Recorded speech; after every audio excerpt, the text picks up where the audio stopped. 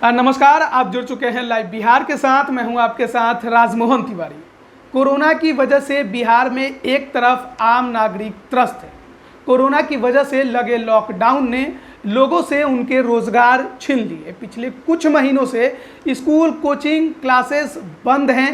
Private शिक्षक का हाल बिहार में बेहाल है।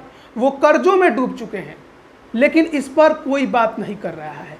बिहार में ये मूल मसले गंभीर हैं, लेकिन केवल और केवल बात बिहार में अचानक से खिल उठे राजनीति पर हो रही है। बिहार में आजकल ट्विटर पर राजनीति का खेल रचा जा रहा है। अचानक से सत्ताधारी दल के बड़े बड़े नेता ट्विटर पर एक्टिव हो गए और विपक्ष से ही सवाल करने लगे। मूल मसलों पर कोई भी नेता जवाब नहीं दे रहा है।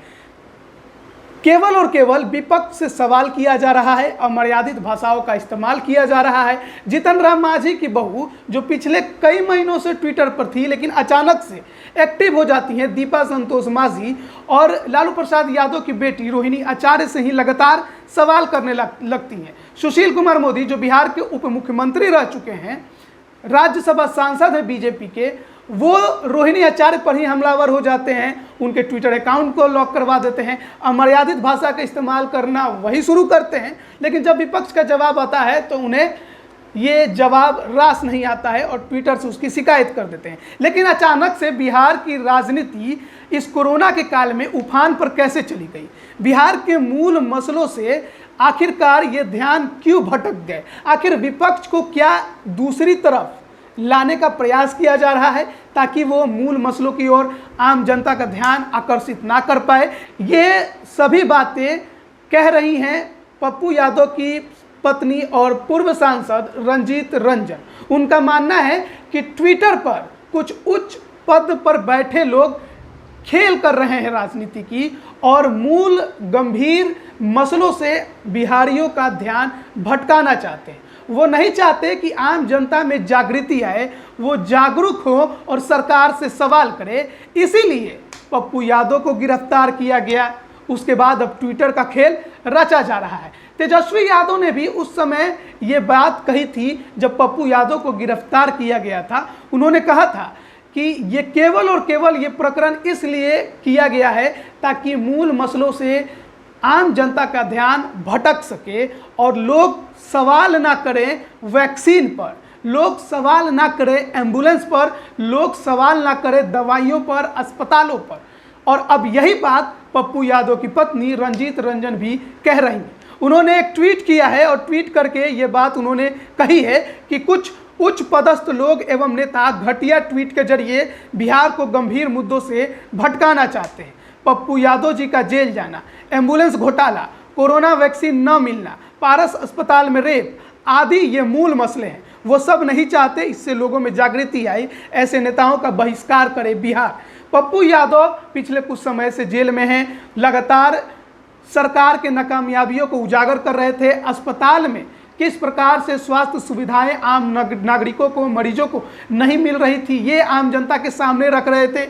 एम्बुलेंस का भंडाफोड़ किया था। सारण सांसद राजू प्रताप रूडी के उनके जो पैतृक आवास है वहाँ पर जाकर, वहाँ एक सामुदायिक भवन में कई एम्बुलेंस ऐसे ही रखे हुए थे और उसके बाद 32 साल पुराने केस में वो जेल में चले गए। लेकिन आखिरकार इन मसलों पर बात क्यों नहीं हो रही है? आखिरकार सरकार इन मुद्दों पर जवाब क्यों नहीं दे रही है? और ध्यान और केवल ध्यान विपक्ष का ध्यान भटकाने का, उनसे ही सवाल करने का, उनके ट्विटर अकाउंट लॉक कराने में ही सरकार का ध्यान बिजी नजर आ रहा है। केवल और केवल सत्ताधारी दल विपक्ष पर हमलावर रहते हैं। कभी तेजस्वी यादव को पूछते हैं कि कहाँ है, तो कभी आरजेडी के नेताओं पर सवाल खड़ा करते हैं। लेकिन जो मूल मसले हैं, कोरोना की वैक्सीन, आपको मालूम होगा कि कल 18 से 45 वर्ष के उम्र के जो युवा हैं उन्हें वैक्सीन नहीं लग पाई थी। क्यों? क्योंकि वैक्सीन की उपलब्धता बिहार में कम थी। काफ़ी कम वैक्सीनेशन बिहार में हो रहे हैं, जनसंख्या काफ़ी ज़्यादा है। जो पारस हॉस्पिटल में एक कोरोना पॉजिटिव महिला के साथ रेप की घटना सामने आई थी, उस पर क्या कुछ आगे हो रहा है, इस पर भी बातें नहीं हो रही हैं। एम्बुलेंस का प्रकरण किस प्रकार से, क्या उसमें कोई जांच किया गया? पप्पू यादव हिरासत में हैं, वे कब तक छूटेंगे?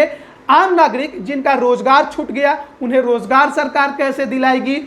वो शिक्षक जो प्राइवेट स्कूलों कोचिंग में पढ़ाते हैं, जो पिछले कई महीनों से बेरोजगार हैं, कर्जों में डूब चुके हैं, वो अपना जीवन कैसे जिएंगे, अपने घर का, अपने परिवार का पेट कैसे पालेंगे, इस पर सरकार नहीं बात कर रही है। और केवल सरकार का ध्यान ट्विटर पर विपक्ष पर टारगेट करना, विपक्ष से ही सवाल करना, विपक्ष के सवालों का जवाब देने का नहीं रह गया है।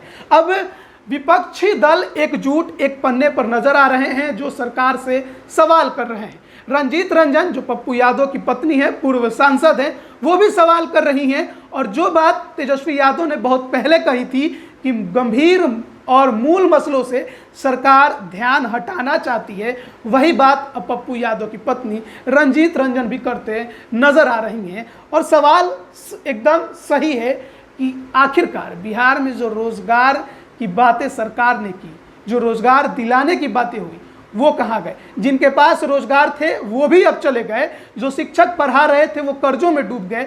तो इनकी बातें सरकार क्यों नहीं कर रही है? इनका भरण पोषण कैसे होगा? इनके परिवार का पेट कैसे पलेगा? इस पर सरकार बात नहीं कर रही है। कोरोना वैक्सीन हर व्यक्ति तक सरकार कैसे पहुंचाएगी? कितना स्टॉक है इसका? इस पर भी सरकार नहीं बात कर रही है। सवाल आप पूछते जाइए, जवाब सरकार देना नहीं चाहती है। बिहार में अभी यही हाल है। कोरोना जब पीक पर पकड़ा था और लगातार मामलों की संख्या में बढ़ोतरी हो रही थी, और ये बात जब पप्पू यादव उजागर करने लगे तो वो जेल चले गए। आम जनता का ध्यान उधर से हटा। हाल में कोरोना के मामलों में गिरावट देखी गई है। सरकारी आंकड़ों में हेरफेर की बात कही जाती है, लेकिन जो सरकारी डेटा है उसी के आधार पर हम बोल सकते हैं, जब तक कि हमारे पास तथ्य उपस्थित नहीं होते हैं। लेकिन सरकार से विपक्ष सवाल कर रहा है। विपक्षी दल अभी एक पन्ने पर आते नजर आ रहे हैं। उनका ये मानना है कि ये सारा षड्यंत्र इसलिए रचा जाता है ताकि आम जनता का, विपक्ष का ध्यान मूल मसलों से, गंभीर मसलों से हटाया जा सके। और सरकार तानाशाही रवैये के अनुसार जिस प्रकार से अपना काम कर रही है, वो आगे भी आसानी से करती रहे, किसी का ध्यान उस तरफ ना जाए। केवल और केवल इसीलिए अब ट्विटर पर राजनीति का एक नया खेल बिहार में शुरू हो चुका है।